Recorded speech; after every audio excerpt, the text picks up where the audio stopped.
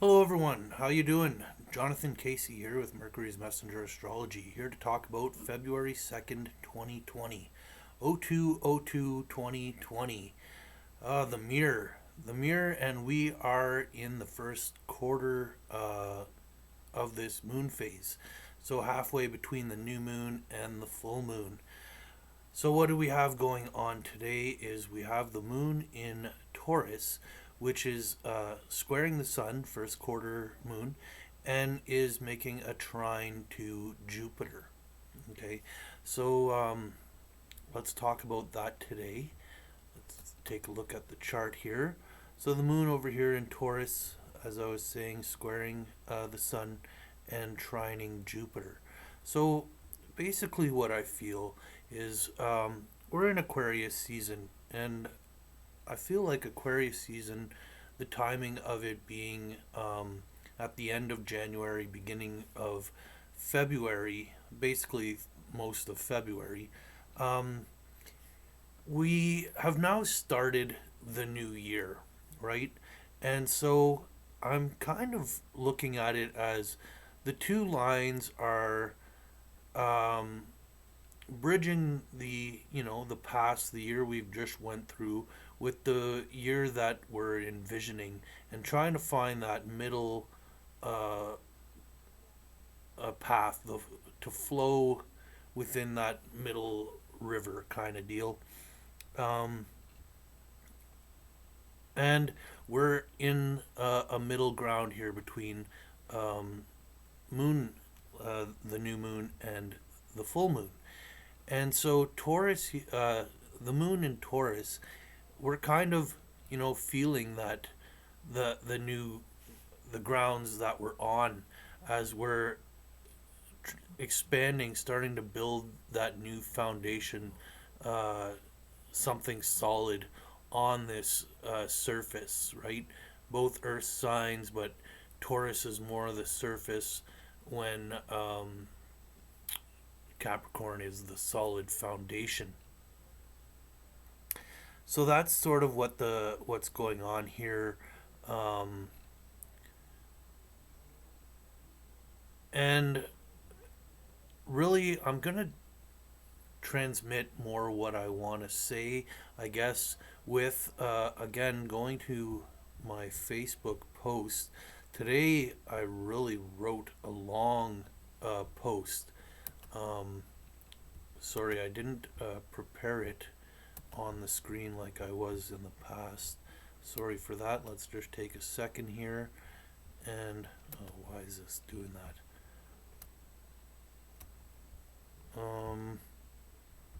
Here, let's go. Sorry about this. Give me a second.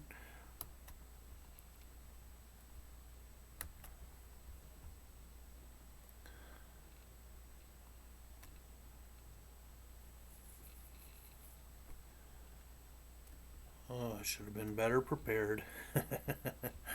Okay. Uh, where would I go? Publishing tools? Because I have it on. Um,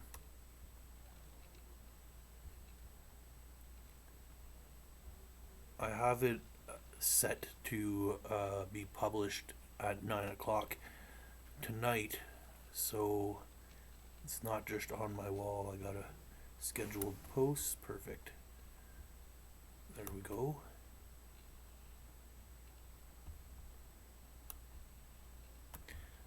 And let me just do one more click here.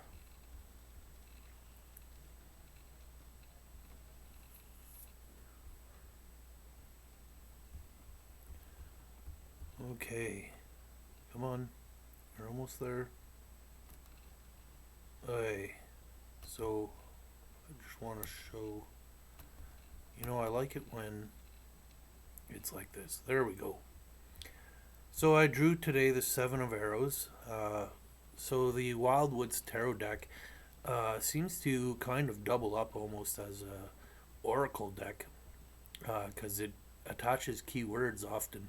So insecurity is what the Seven of Arrows is, and the full moon completion card. So I'll talk about what those are here rather than repeat myself. I'll just read from what I wrote. Okay, so for February 2nd, 2020, the Seven of Arrows and the Full Moon card. The Seven of Arrows, insecurity. The depiction we have here is of the Green Woman, the pagan goddess Freya, with her arms raised in blessing. However, she is struck by seven arrows. The seven signifies expansion, growth, and arrows is an air sign meaning our thoughts. As we grow, we move into unknown territory where fears may arise, which trigger the shadow aspects of our personality as our insecurities. Remember our blessings, which will fuel our faith and nurture our hopes and dreams. The full moon card, completion. Every 29 days, Grandmother Moon shines bright and full in the sky, illuminating the landscape with her muted brilliance, casting a delicate canopy over the sky and the physical features of Earth.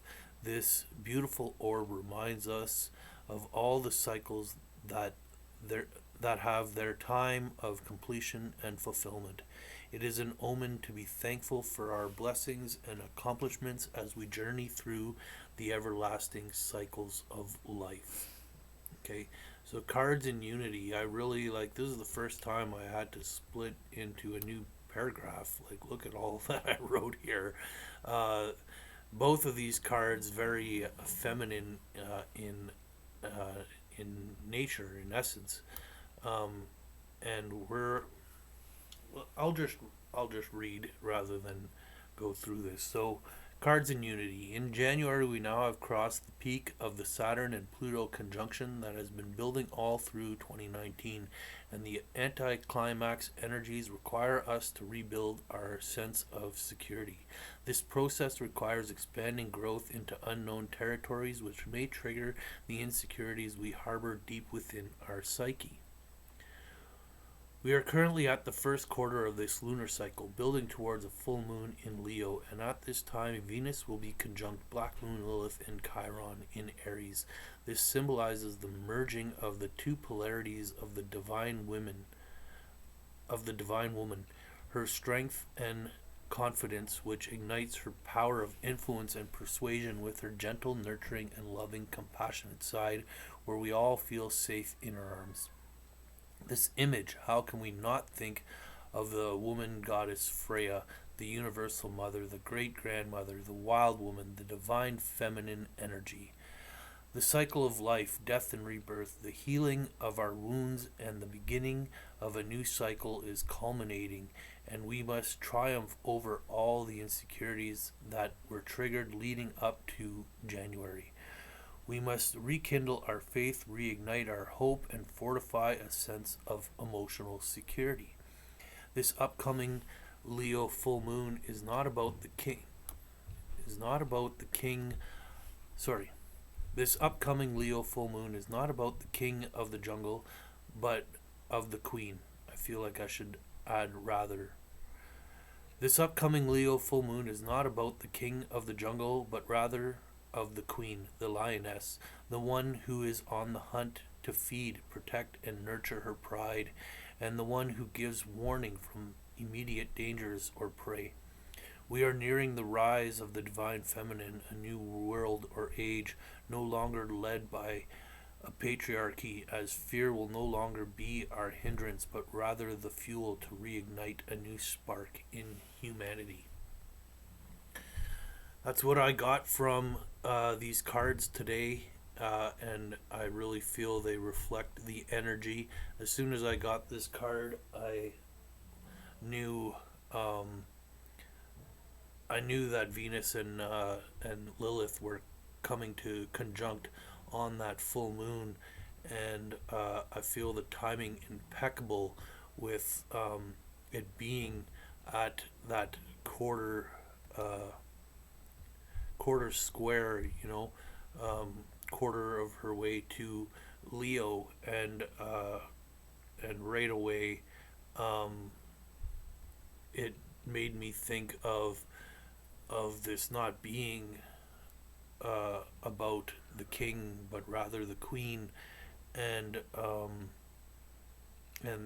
the end of the patriarchy, the age of fear and deception and emotional manipulation, but rather uh, a new a new seed, a new era of hope, of joy and abundance, of the laws of attraction, which come from uh, a loving, nurturing energy. Um, and I'm not saying that uh, that this is the tipping point into. I feel like 2020 in its entirety is possibly that tipping point. Uh, Yet, it to me it will still continue right till the year 2025 or so, um, where we're still shedding a lot of the Piscean age. However, this is that I feel like we're kind of in that climax point. Um, uh, Not the climax, but a climax of starting to really um, get on that new ground and build that new foundation uh, for this Aquarian age. So yeah, that's what I have to say, I guess.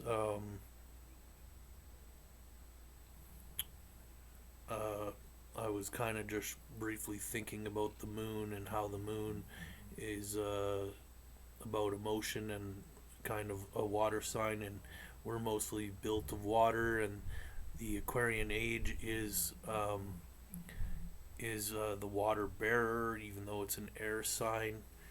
Um, I don't really know what I wanted to say. I just feel there is an interesting connection um, there.